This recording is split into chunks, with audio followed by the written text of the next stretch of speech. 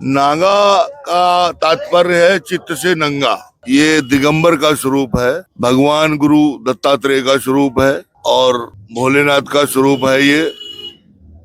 ये विभूति जो है मंत्र से अभिमंत्रित करके लगाया हुआ है। इसका अर्थ है गंगा की तरह पवित्र हो। ये भगवान शंभू ही साक्षात हमारे गले में, मतलब हमारे हृदय में वास करते हैं।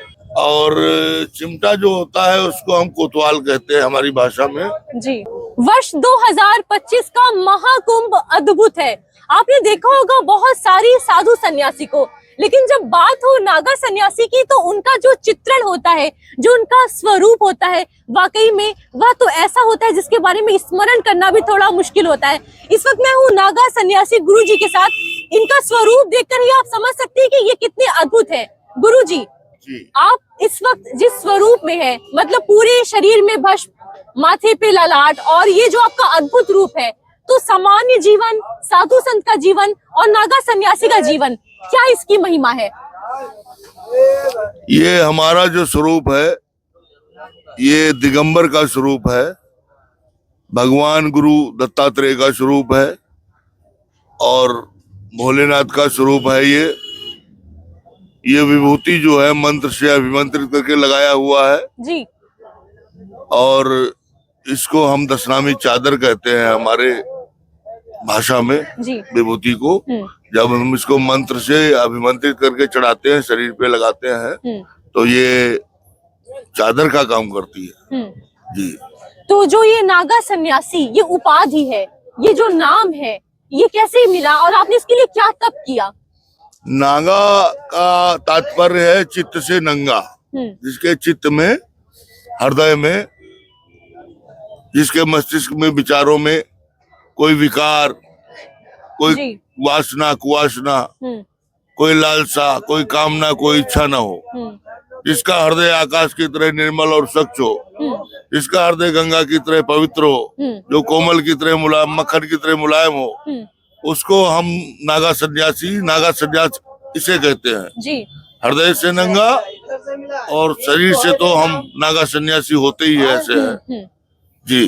तो गुरुवर, जो 13 अखाड़े हैं उसमें सबसे प्रमुख अखाड़े के रूप में नागा सन्यासियों को स्थान दिया गया है और कहा जाता है कि आपकी जो भी क्रियाएं होती हैं, आपकी जो भी बातें होती है, वो अन्य सभी लोगों से बिल्कुल अद्भुत होती है। तो किन किन क्रियाओं को नागा सन्यासी के स्वरूप में स्वीकारा गया है? बहुत सी हमारी क्रियाएं ऐसी हैं जो और पंथों से और अखाड़ों से हट करके हैं। जी। जैसे सारी रात्रि हम लोग जागरण करते हैं, भजन करते हैं, रात्रि में सोना नहीं। जी। और कठिन स्वाध्याय, तपस्या, जी। सारी रात भगवान के जो है पवित्र नाम का स्मरण, जाप, होम और ध्यान, और